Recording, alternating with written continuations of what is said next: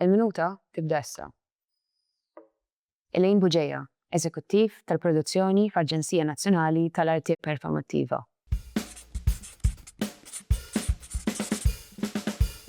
Elaine, għaliex tisser ħafna dik il-produzzjoni?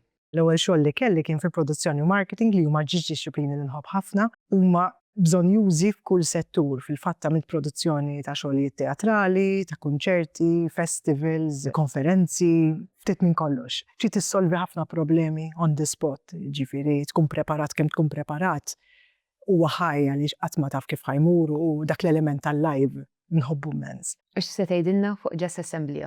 Jazz Assembly huwa proġett relativament ġdid din is-sena fit-tieni sena tiegħu, huwa kreazzjoni u taħt id-direzzjoni artistika tal-Maestro Dominic Gallia.